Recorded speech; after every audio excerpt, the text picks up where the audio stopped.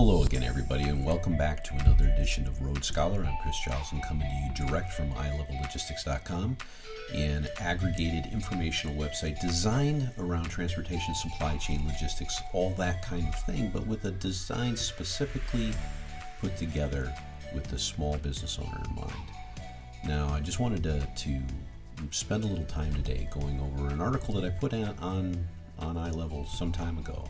And it was basically about some of the pitfalls and mistakes that owner-operators or small businesses in general can make when they first start out. Because you go into something with a ton of enthusiasm, a ton of desire, a lot of emotion, a lot of aggressiveness. You roll forward in something, and a lot of times it's like, it's kind of, you introduce something like, I love to eat, so I'm going to start a restaurant. That's a good example. Not a good example. It takes a lot more to run a restaurant than it does to taste the food. If that was the case, then a lot more of us would have restaurants, because I like tasting food, as you can probably tell. But in any event, the case is in transportation logistics, especially as a small business owner, that there are things you got to think about. Ask me how I know. I went through some things myself, and I went down some blind alleys and had to back out. And if you have enough capital to start a company and play hunt and peck and make your mistakes and back up and start again, that's one thing, but very few people do. Most people should have some sort of game plan, some sort of outline, some sort of desire to get things, if not right the first time, certainly the first couple of times. So I wanted to go into this a little bit and touch base on those 10 items. Hopefully it'll be helpful to you. We'll love to hear feedback on this, of course. As you've watched this, can make some comments. You can, comment on my email up here. You can go right on the site and comment on the Road Scholar. You just hit the tab that says Road Scholar and go to 10 mistakes that owner operators make when starting a business, and you can comment there as well, and we can start some dialogue. That's the idea behind this, that we can have a community of realistic ideas that start to help small business owners like you and like me get better and better at things. Because I may, it's a play on words, of course, to say Road Scholar, but I certainly don't know everything. And I've got 30 years in this business in a variety of aspects in supply chain. But I'm here to learn. And a lot of times talking to you is going to help me learning and then getting feedback as well. So why don't we just start it off a second? Yeah, I'm old enough where I've got some readers I have to put on. But one of the first things that jumped out to me when I put the article together was this whole idea of trying to go it alone. There's a lone wolf mentality in our industry in general, especially that truck driver mentality. It used to be, especially, I think the average age of long haul truck drivers in the U.S. is still in the high 50s, and that's got to come down over time. Certainly things like AI are going to contribute to the overall portfolio out there of types of drivers there are. Some will just become pilots, which means probably a younger and younger crowd. But getting back to what we're talking about here, what we're really talking about is starting and running your own transportation business. And it's real important that you analyze the idea of trying to go it alone. If you jump into something and going it alone, that's great that you have the potential to do it, but you're going to have to understand that it's all on you. The burden of starting and running a business is going to be on you anyway. But if you're trying to do it without any help at all, you're setting yourself up for a lot of backtracking, a lot of one step forward, two step back kind of scenarios. So it's something that I would suggest heavily that, you may be a great driver, you may be a great broker, you may know how to dispatch like crazy, and you have a good network of people, but the likelihood of you knowing how to be a business person is slim. So there's a lot to learn. And that doesn't mean it's overwhelming or impossible or anything like that, but it's just a part of what you have to think about before going forward into a business venture like this. And part of that going alone does not mean that the first thing you do is reach out to every family member or friend to get their opinion on what you want to do. Trust me, there's nothing wrong with it. You can have legitimate, serious conversations with friends and family members about things like this. But you're the one taking the risk. most people out there have a employee mentality, which is perfectly fine. Most of the world is employees. And in a later podcast, we'll talk specifically about employee versus contractor and the whole AB5 California stuff and how it will translate into things nationwide and already has had some rulings with the FMCSA and how to define people and all that kind of stuff. But for the time being, the point I'm trying to make is that probably the last people you want to really listen to the closest is typically your family members, family and friends, because they're looking out, oftentimes feeling like they're looking out for your best interest, and they may try to dissuade you from actually taking a risk. But nothing in life is gained without risk. Now, how you mitigate that risk is up to you. So going it alone is problematic, but actually not going it alone and relying mostly on just friends and family is problematic too. The best thing to do typically is to follow in the footsteps of someone that's already been there and done it. If you want to really see what it's like to be an owner-operator, a small business broker, or something along that in the transportation logistics field, or any field for that matter, go to people who've done it before. I don't mean you spend money on paid advertisers that'll show you the tricks of the trade or anything. You can advance to those kind of things if you want, but I'm talking about starting and running your own business here. And I'm talking about getting true advice in a mentorship fashion from someone that has done kind of what you want to do, because they're going to share with you some of the things, trials and tribulations they went through. Now, if you're trying to be their direct competitor, maybe not so much, but I think you get the idea of what I'm talking about. Now, the next thing that I would mention as well is too many people like to shortcut things and skip right to the let's start driving, let's start trucking down the road without thinking about how you're going to get back home, or let's start billing things like crazy without thinking about the cash flow. You've got to have a plan. There's an old saying is put your goals in cement, but your plans in sand, right? Because plans do change. But the fact is whether you put your plans in sand or not, you have to have one in the first place. You got to say, okay, my goal is to become a business owner. It's in cement, man. I'm going to do this, whatever this is, whatever that definition of this is for you. And we can go into talk about details like mission statements and things like that. But if you have your goal in cement, and then you have a plan of some kind. Now it could be, if you're like me, sometimes it's a back of the napkin. Excuse my stuttering there. Back of the napkin plan and outline of how you want to create whatever it is you're trying to create. Now, I personally use something called Live Plan online. It's a small subscription-based thing. You can put some numbers in it. You can, but there's a bunch of them out there. There's a lot of different softwares. There's things you can do on paper.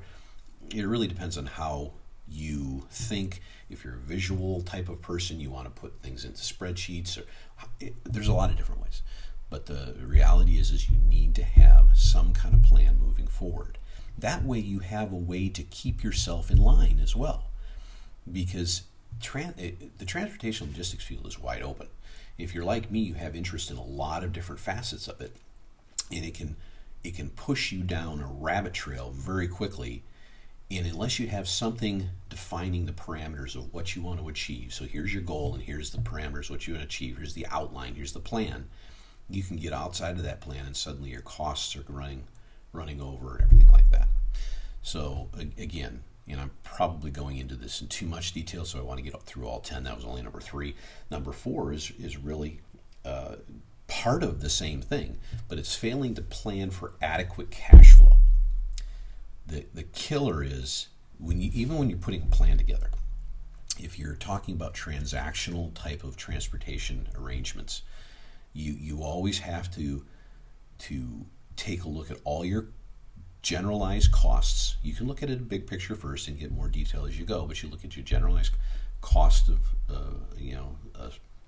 cost of sales, really, cost of shipping, your payroll if you happen to add on people. There's a lot of different aspects of it, but additionally, you have to consider how long it's going to take you to collect versus pay.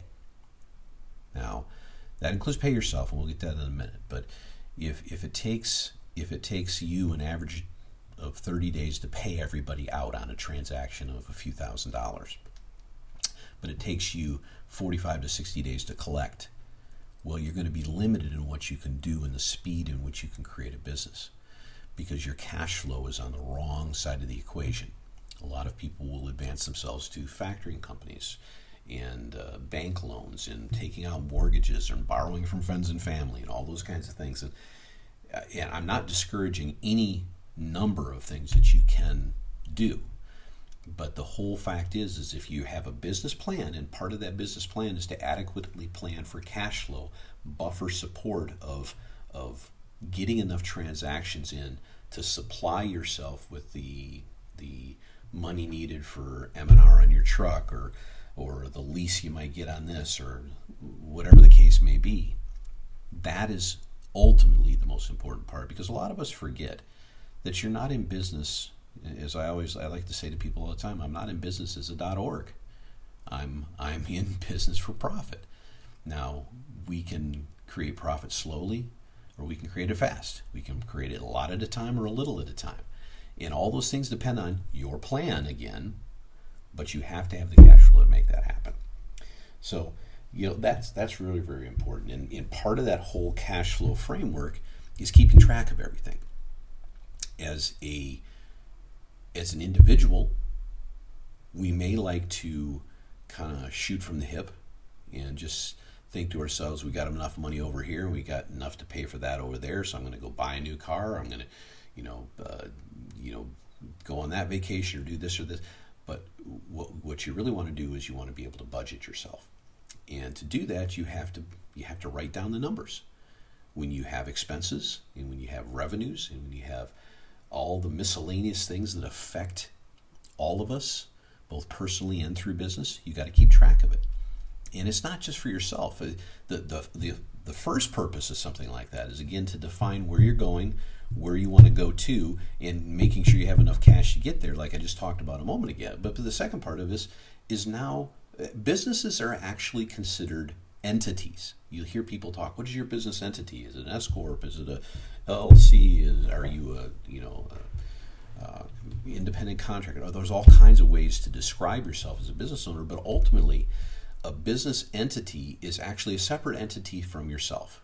And we'll get into why that is maybe a little later or maybe in another podcast. But ultimately the fact that you're a separate entity means the IRS and the state and local government and all the people looking to make sure you're dotting every I and crossing every T are going to eventually come to you and say, prove this, prove that.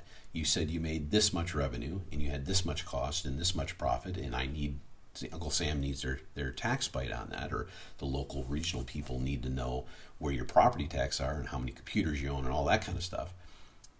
I don't want to. I know part of this conversation may make you feel like it's overwhelming, but ultimately, somebody's going to be looking to, best example in the world, let me backtrack just a second. If you ever want to get a loan to grow your business any way, shape, or form, you're going to have to supply information to those willing to risk their money for you that you have a viable business. And the way to do that is to make sure you're keeping great track of your numbers. And ultimately, a second piece of that is to shop for your customers. One of the biggest mistakes I've seen make from small business owners is they get involved with customers they've had for years and years and years that have beat them down in price so much, or they're friends and they go to the games together and they do all, they have dinner once in a while, and they think somehow that you can do something for them at a very, very low cost. Well, you may be able to do that once in a while as a favor or something like that, but ultimately your overall revenue stream of income needs to exceed your outgo, right? And so it's really important for you to always have a pipeline of possible clients. You might have some clients, you might have people you deal with as a driver directly that you've known for years, but don't stop looking for that next one, because things go in a churn. Because there's somebody else out there looking to take that business away from you. Sometimes they do it just strictly by cost. Maybe they have some better mousetrap that they've put together, but you do too. And you need to constantly be looking to see where your most effective services lie so that you can give that service quality to the next person and make sure your margin is there. That's very, very important. You need to be always searching and collecting new pieces of business and keeping ahead of that churn. Because if you don't, you just kind of move backwards slowly. And that's not a good recipe for anybody. And, part of running a business as an owner-operator is we're talking strictly about that, is buying a truck. Do you jump in and buy a truck right away? Some people would say yes. And I guess there's a lot of things that create a situation where that may be the right thing to do on the onset. My best advice is if you're starting out in this, is to try to get a lease of some sort first. And that lease might, but kind of 7 and 8 on the thing is before you're signing up for a lease, really read it over or have somebody that knows what they're doing. Again, a mentor that has gone through this in the past, kind of look it over for you and understand what the out clauses here. Is it a lease to own? Is the lease to have them repurchase? How is it set up? But ultimately at the very beginning, you don't necessarily have the cash flow or the investment dollars to just simply buy right off the bat and put the down payments on things. This is why people rent apartments before they buy houses, right? The rental per month might be as much as a house payment per month, but they couldn't afford the 10 or 20% to put down in the house. It's the same thing with buying trucks. You got to look at your situation, you got to evaluate it properly, and then you got to decide what your level of tolerance is for risk versus the possible rewards that are out there. Maybe the best lesson from all this is exactly that. It's trying to discover for yourself what your personal risk tolerance is. So if you have these priorities, this framework, this set up business plan, and again, your goal in cement and your plans in sand, and the saying, by the way, I never completed that thought, the plans in sand means simply that plans are changeable. They're not so restrictive that you can only do this. What's not changeable is when you set the goal. Once you meet the goals, start over, do it again. But if your goal is to create this business entity and get it to a certain point, then that is your goal. That is what you put in solid brick and mortar. And then what you're able to do is you're able to take those plans and adapt them as you go, as circumstances changes, as the environment that you work in, as the world around you alters its technologies, etc. You're able to look at that and say, okay, my high touch needs to move more to high tech, or my high tech solution needs to have more of a personal touch to it. So you adapt and change, and that's what your plans do. So, ultimately, the truck portion of it, if we're talking about an owner-operator kind of scenario, is exactly that. You look to create a situation where you lease first, if you can, if that makes the most sense for you, with your dollars and cents, and examine that lease very closely. And of course, the one of the primary mistakes that I've seen and that I've had for myself over time is I've hesitated too long to try to create a team. Now, there's another application that says create the right team, and sometimes that's hit and miss too, and it depends on what you're looking to accomplish. But the hesitancy, it goes back to the number one thing we talked about, that lone wolf mentality, that go it yourself kind of thing. It's very attractive to try to say, I conquered the world, I climbed that mountain myself, etc. But I will tell you that it's much more exciting when you realize that you can get up that mountain, you can reach those goals, and you can do it within the framework of your plan if you have a good team around you. And you also, I'm sure you've heard the language before, it takes a village. Well, cliches are cliches for a reason. oftentimes they have a basis in a reality that has history behind it. And part of that is understanding that if you build the right team, you won't have to wear every hat for the company. You won't have to be the driver and the accountant and this and that. There's enough of a business world out there that allows for you to contract out pieces of what you do. M&R is a great example. Most truck drivers are also not repair people. So they out-hire that repair process, that maintenance repair process. Then again, a truck maintenance and repair guy might say, hey, I want to be a truck driver, and then you got the best of both those worlds. But are they an accountant? Do they know how to put a business plan together? Do they know how to make sure they're certified to do hazmat and this and that? Probably not. So the whole idea is to put together a team, and it doesn't mean necessarily hiring anybody unless you're into a place where you're ready to grow to that degree. But that's very, very important, and one of the big mistakes a lot of people make is to hesitate to put together a team. And the kind of the 10th one that I'll round this out with, since we're running up against the clock that I intended today already, is one of the bigger mistakes that I see made with most businesses is there's this idea that people forget that they're an employee too. Now, I know that kind of sounds counterintuitive to what I'm talking about, being a business owner, having an owner mentality versus employee mentality. But when I say that they're an employee too, I mean, don't discount the fact that you've created a business in which part of the reason for you doing that is to create a supply of income for yourself. So treat yourself that way. There are a lot of things that are offered from a business standpoint to an employee, like a health care, 401ks, all those kinds of extraneous things that oftentimes when you're starting your own business, you don't even think about. You just go diving in and you forget the fact that you have, a life you're trying to create. Not a living, but a life you're trying to create through doing this. So you're taking all this risk, hoping for a reward, but not covering your own rear end doing it.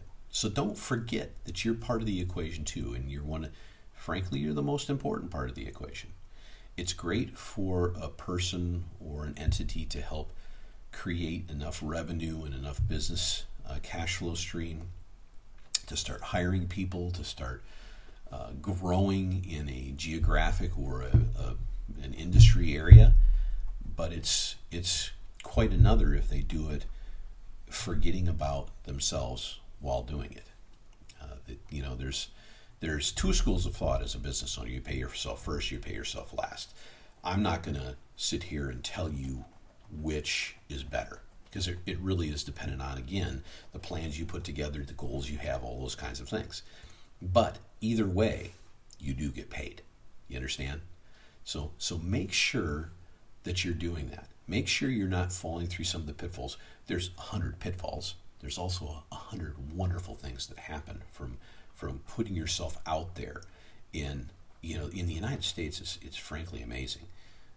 The small business ownership in the United States is probably 80% of all the businesses are medium to small businesses, like what we're talking about here. And sometimes it feels not condescending, but very with political overtones, that people say the backbone of the United States is, the backbone of our industry is small business. Well, it is. It's just the way it is. And if we take that away, if we all consolidate around large businesses all the time, then we're kind of dumbing down things. We're leaving some of the entrepreneurship and the exploration of our own desire to create by the wayside. So my hope for you is that you won't fall into these traps, that you'll take some time, you put your heart into it, as they say, but also put your brain into it. Use that to try to stay away from some of the normal mistakes that are made, and try to learn from the past from people. Learn from people like myself that have gone through it, or others that have had more experience, or in your certain direction that you want to go. But treat yourself right. Treat yourself, number one in this priority list, and then, build your business around solid principles and a solid plan. And again, if you put your goals in cement and your plans in sand, you're going to be a winner. That I can tell you. And you may go through a lot of hardships, a lot of ups and downs. We certainly have. 2020 is a great example of how difficult things can be. But ultimately, I'm going to be there cheering you on. And if I can provide some advice, or if I can get advice from you, even better, because I want to grow and change as well. So take care, get out there, stay safe on the roads, stay safe doing whatever you're doing for a living, and just keep thinking about how you can continue to take the things that you love to do and transfer that love into other people. Transfer that emotion, that logic, and that mentorship into other people. Take care, and we'll see you soon. Okay?